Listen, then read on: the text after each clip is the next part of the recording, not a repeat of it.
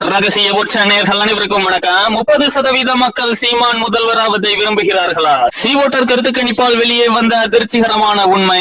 இது குறித்து தான் இந்த காணொலியில விரிவா பேச போறாங்க. வீடியோ தமிழ்நாட்டு அரசியல் களம் அப்படிங்கிறது இதுவரை சந்திக்காத ஒரு வித்தியாசமான அரசியல் களத்தை வரக்கூடிய 2026 சட்டமன்ற தேர்தலுக்கு சந்திக்கும் அப்படிங்கறத பெரும்பாலான அரசியல் நோக்கர்கள் சொல்லிட்டே வர்றாங்க. அதுக்கு ஏத்த மாதிரிதான் பல ட்விஸ்ட் அண்ட் டர்ன்ஸோட இந்த அரசியல் களமும் மூவ் ஆயிட்டு இருக்கு. இந்த சூழல்ல தான் கடந்த 2 தினங்களுக்கு முன்னாடி அதிமுக பாஜக கூட்டணி உறுதியாகி இருக்கு அப்படிங்கிற தகவல் டெல்லியில முன்னாள் முதல்வர் எடப்பாடி பழனிசாமி மத்திய உள்துறை அமைச்சர் அமித்ஷாவை சந்தித்ததன் மூலமாக வெட்ட வெளிச்சமாக இருந்துச்சு.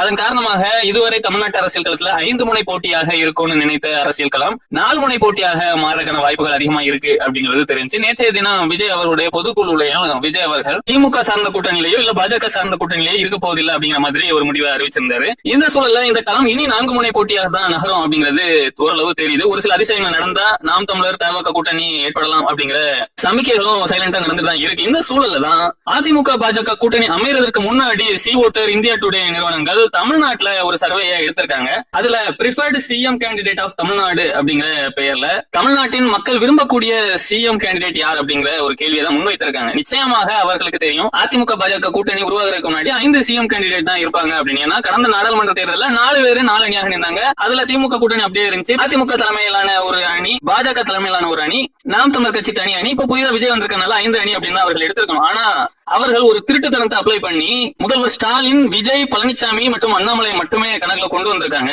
இவர்களுக்கு கிடைத்த வாக்குகளை நம்ம எண்ணி பார்த்தோம்னா வெறும் 64% தான் வருது. அப்போ மீதி 36% மக்கள் யாருக்கு வாக்களிக்க போறாங்க அப்படிங்கிற ஒரு கேள்வி இருக்கு. அதுல எஞ்சியுள்ள ஒரே சிஎம் கேண்டிடேட் அப்படிங்கிறது நாம் தமிழர் கட்சியின் தலைமை ஒருங்கிணைப்பாளர் சீமான் அவர்கள் தான். சோ அப்படி இருக்கும்போது நிச்சயமாக ஒரு 6% பேர் இன்னும் முடிவு எடுக்கல, நோட்டாக்கு நாங்க வாக்களிப்போம் அப்படிங்கிற மாதிரியான மனநிலை இருந்தா கூட குறைந்தபட்சம் 30% மக்கள் சீமானுக்கு ஆதரவாக இருக்கிறாங்க அப்படிங்கிற ஒரு கேள்வி இந்த சர்வேயின் மூலமாக வெட்ட வெளிச்சமாக எழுறதை தவிர்க்க முடியல. உண்மைக்குமே இவர்கள் நேர்மையானவர்களாக இருந்தால் சீமான் அவர்களுடைய பெயரையும் வைத்துதான் இந்த சர்வேயை எடுத்திருக்கணும். ஏன்னா 5 முனை போட்டி அப்படிங்கிறதுதான் கடந்த வாரம் வரை தமிழ்நாட்டு அரசியல் களத்துல ரொம்ப துரிதமா இருந்துட்டு இருந்துச்சு. அதுலயும் தன்னை ப்ரூவ் பண்ண ஒரு அரசியல் கட்சியின் தலைவராக சீமான் அவர்கள் இருக்காரு. 8% வாக்குகளை வாங்கி அங்கீகரிக்கப்பட்ட மாநில கட்சியாகவும் நாம் தமிழர் கட்சி மாறி இருக்கு. சோ அப்படிப்பட்ட ஒரு கட்சியை இவர்கள் காட்டாம இந்த சர்வே எடுத்ததன் மூலமாக சீமான் அவர்கள் நிச்சயமாக ஸ்டாலினை விட அதிகமான வாக்குகளை பெற்ற ஒரு தலைவராக தான் இருக்கிறார் அப்படிங்கிறது தான் உறுதியாகுது. சோ இந்த ஆரிய திராவிடர்கள் எந்த அளவுக்கு சீமானுக்கு எதிரான ஒரு மனநிலை இருக்காங்க அப்படிங்கிறது இந்த சர்வே உணர்த்தது. இருந்தாலும் இவர்கள் விட்ட அந்த 36% கேப் வைத்து நம்ம ஃபில் பண்ணும்போது நிச்சயமாக சீமான் அவர்கள் தான் முதன்மையான தமிழ்நாட்டின் நம்பர் 1 சிஎம் கேண்டிடேட்டா இருப்பாரு அப்படிங்கிறது தெல்ல தெளிவாகுது. நன்றி, வணக்கம்.